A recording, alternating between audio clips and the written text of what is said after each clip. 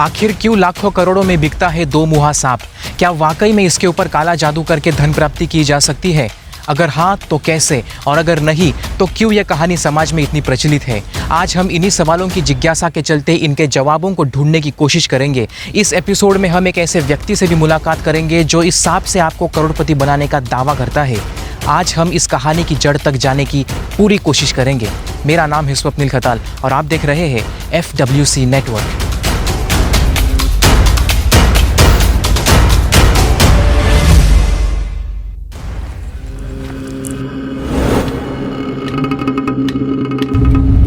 अर्थ बोआ जो भारत में दो मुहे सांप के नाम से प्रचलित है।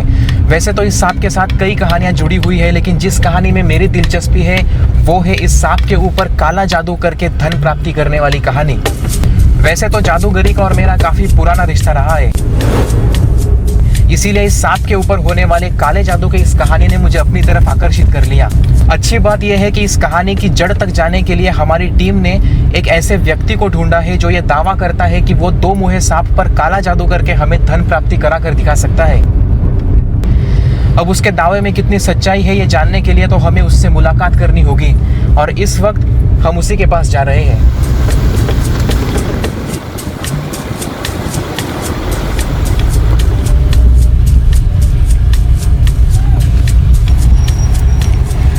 जब मैंने उस व्यक्ति से कहा कि हम इस विषय के ऊपर एक डॉक्यूमेंट्री बना रहे हैं, तो उसने कैमरे के ऊपर आने से साफ इनकार कर दिया। जाहिर सी बात है, वो जानता है कि जो काम वो करता है वो गैरकानूनी है, इसीलिए वो कैमरे के ऊपर अपना चेहरा नहीं दिखाना चाहता। लेकिन किसी भी हालत में हम इस डॉक्यूमेंट्री को शूट करना चाहते थे, उन गतिविधियों को कैप्चर करना चाहते थे, इसीलिए हमने इस चीज़ को ख़रीदा है।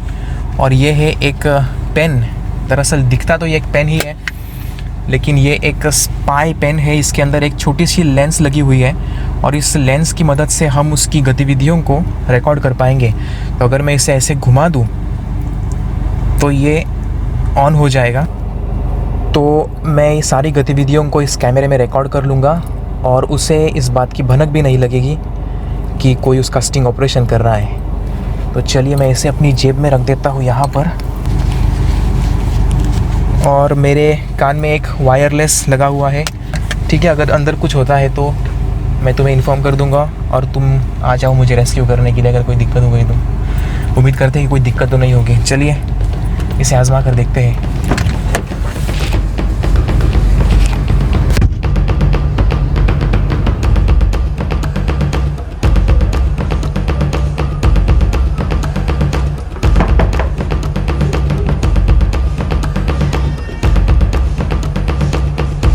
बात की थी फ़ोन पर आपसे।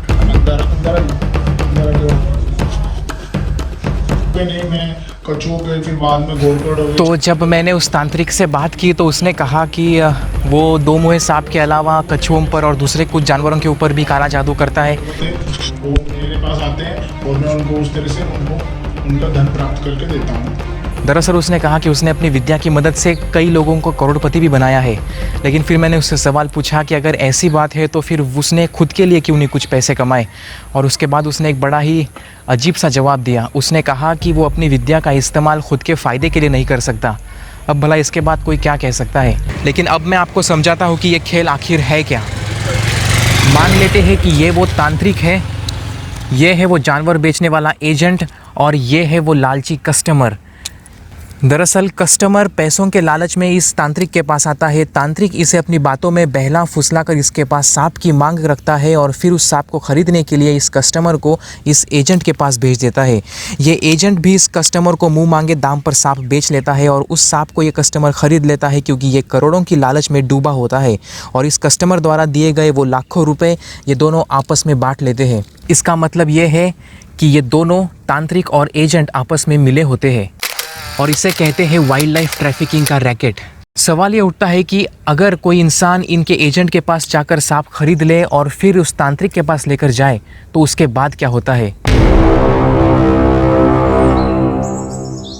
पहले तो ये लोग कस्टमर को करोड़ों का लालच देते हैं, उसके बाद ये अनुष्ठान में लाखों रुपए अर्पित करने की मांग रखते हैं।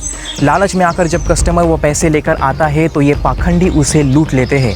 बहरहाल अगर किसी ने इनके एजेंट के पास जाकर उस जानवर को ख़रीद लिया तो खिलाफत है। ऐसे में ये लोग धोखे से अनुष्ठान के वक्त उस जानवर को मार देते हैं और ये अनुष्ठान कभी पूरा हो नहीं पाता।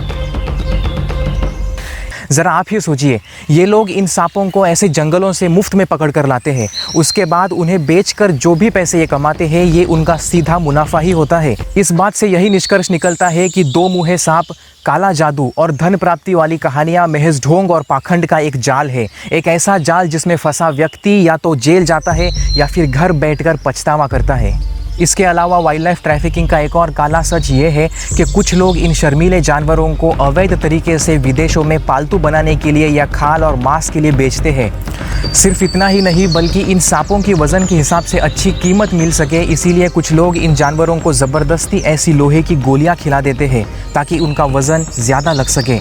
और इसके अलावा हमारे समाज का एक बड़ा प्रवर्ग हमेशा से ये मानता रहा है कि अर्थ बोआ के दो मुंह होते हैं, जबकि वास्तव में इस सांप के सिर और पूंछ का आकार एक समान होने के कारण दूर से देखने पर इसके दोनों दिशाओं में मुंह होने का एक भ्रम होता है। हालांकि सांपों के तथाकथित जानकार यानी सपेरे तो कुछ और ही बताते हैं। उनके हिसाब से ये सांप 6 महीने एक दिशा से और 6 महीने दूसरी तरफ से चलता है। 6 महीने के बगैर चलता है और 6 महीने के बगैर चलता है। 6 महीने क्या है? जब इस तरफ का बंद हो जाएगा तो इधर का चालू हो जाएगा, और जब इस तरफ का बंद है तो इधर का चालू हो जाएगा। दरअसल अर्थबोआ मिट्टी में रहने वाला सांप है और कभी कभी मिट्टी में जगह बनाने के लिए ये अपने सिर के अलावा अपनी पूंछ का भी इस्तेमाल करते हैं। लिहाजा ये नज़ारा दूर से देखने पर किसी भी आम इंसान को इसके दोनों तरफ से सिर होने की गलतफहमी हो सकती है। इन्हीं गलतफहमियों और अंधश्रद्धाओं के कारण सदियों से इन सांपों का बड़े पैमाने पर शोषण हो रहा है और यही कारण है कि आज सरकार द्वारा भारत में इन सांपों को खास संरक्षण दिया गया है। यानी कि कोई भी व्यक्ति इन जीवों के साथ किसी भी तरह का कोई भी खिलवाड़ करे तो वो कानूनन अपराध है और वो व्यक्ति सलाखों के पीछे जा सकता है। खैर, अगली बार अगर कोई भी इंसान आपके पास आकर दो मुँहे सांपों का, काला जादू या फिर इस तरह की कोई भी वाहियात अंधश्रद्धा वाली बात करे तो आप उन्हें ये एपिसोड दिखा सकते हैं। हो सकता है उनके विचारों में परिवर्तन आ जाए। खैर, अपना कीमती समय देकर इस एपिसोड को देखने के लिए आपका बहुत बहुत शुक्रिया। मेरा नाम है स्वप्निल खताल और आप देख रहे हैं FWC network. See you next time.